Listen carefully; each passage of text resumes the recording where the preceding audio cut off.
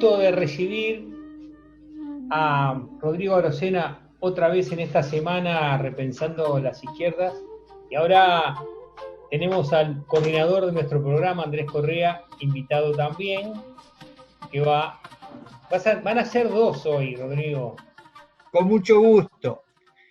Me ayuda porque ando resfriado y con tos, así que si hay alguien más que habla, mejor para mí, ¿viste? Bárbaro. Andrés, te dejo la palabra.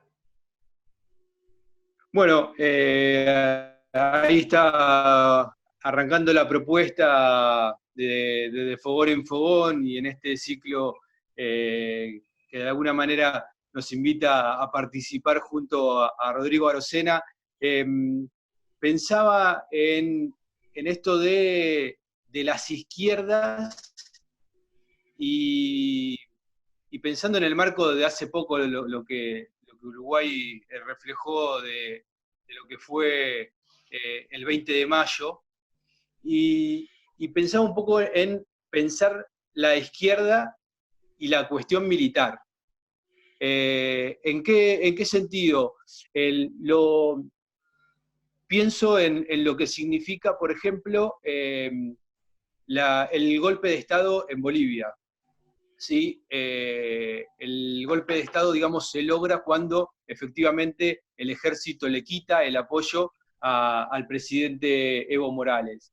En los distintos procesos que hemos recorrido en nuestra América Latina, y hablo particularmente en el último tiempo, los militares han sido factor preponderante en lo que fueron por ejemplo, la destitución de Dilma Rousseff en Brasil, lo que fue el golpe institucional a Lugo, lo que fue el golpe a Celaya. Y pienso en la fortaleza desde la cuestión militar que tiene el ejército en Venezuela. Digo, ¿cuánto debemos desde la izquierda pensar en la cuestión militar? Y digo, ¿y qué Fuerzas Armadas, si debemos pensarnos en qué tipo de Fuerzas Armadas queremos para nuestros países? En esto, como en casi todo, mi punto de vista, muy respetuoso de las opiniones divergentes, es seguramente marginal. Yo estoy en desacuerdo con la fuerza de izquierda, incluyendo algunas muy preponderantes en mi querido Frente Amplio, que han apostado a que ciertos sectores militares sean apoyos de las estrategias propias de las izquierdas.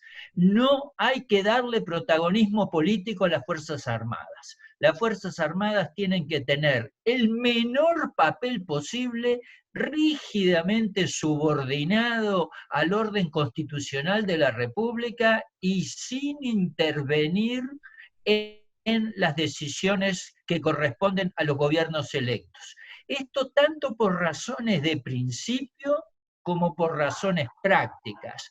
No es la Fuerza Armada la que debe decidir hacia dónde vamos. Y los casos que se han mencionado recién muestran que no es ninguna garantía de progreso apostar a las Fuerzas Armadas en general.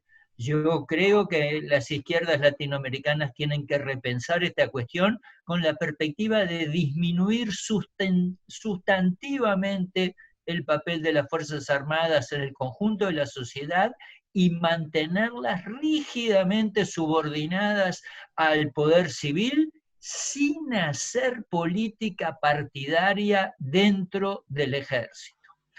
Punto de vista seguramente encontrados con otros, pero conversemos. Ahí está, Rodrigo. Digo, el planteo, digamos, de que en este caso evitar que tengan un rol político, digo, es muy difícil de poder llevar adelante y de cómo se ejerce ese control para que eso sea para que sea evitado. Digo, en esa transición, si se pudiera transitar, digamos, hacia un esquema donde, digamos, disminuir el poder que puedan tener las Fuerzas Armadas. En esa transición igual van a tener un poder real y concreto las Fuerzas Armadas, por lo menos en los que conocemos que son nuestros estados nacionales en la región, porque ya lo tienen. Digo, desestructurar un poder que puede ser, no sé si es tan importante, pero digo, por lo menos tiene un peso específico relativo que, por ejemplo, hace caer a un gobierno. Si hubiera una suerte de transición en ese camino al que, en este caso, vos pretenderías, ¿cuál sería ese proceso de transición? Comentemos un poco el ejemplo que a todos nos tiene angustiado de Bolivia, ¿verdad? Que tú lo pusiste sobre la mesa de manera que yo comparto sustantivamente. Hace un año uno pensaba que Bolivia, por lo menos yo pensaba, era el caso más exitoso de todo el giro progresista latinoamericano, donde en términos relativos el progreso social, la disminución de la desigualdad ancestral en perjuicio de las mayorías indígenas y vinculadas era más grande. Y sin embargo, hemos contemplado un proceso de una velocidad y de una orientación realmente aterradora. ¿No será, yo lo digo con mucha cautela, no soy especialista en el tema ni en casi nada, pero ¿no será que junto a muchos aciertos el gobierno encabezado por Evo Morales cometió un error de tener mucha confianza en las Fuerzas Armadas hasta el momento en que las Fuerzas Armadas le dijeron váyase, presidente? ¿No hubiera sido bastante mejor tratar de que las Fuerzas Armadas no tuvieran un papel fundamental en las dinámicas del régimen, que se insistiera en que las Fuerzas Armadas no deben ser un actor de los conflictos propios de cualquier democracia pluralista?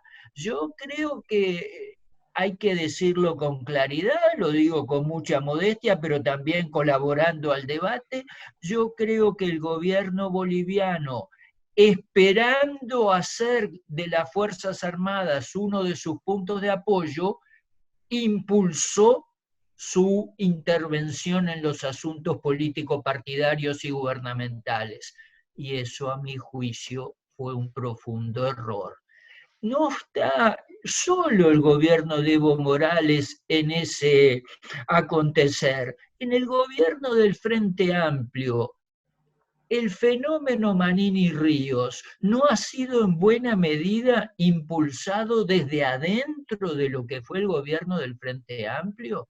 No hubo una apuesta desde el Ministerio de Defensa en los periodos de Mujica y en el segundo gobierno de Tabaré a una confluencia con cierto sector de las Fuerzas Armadas en la génesis del partido militar que hoy consiste en lo más atemorizante para nuestra democracia. ¿No tenemos una cuota de autocrítica en las izquierdas frente amplistas que hacer?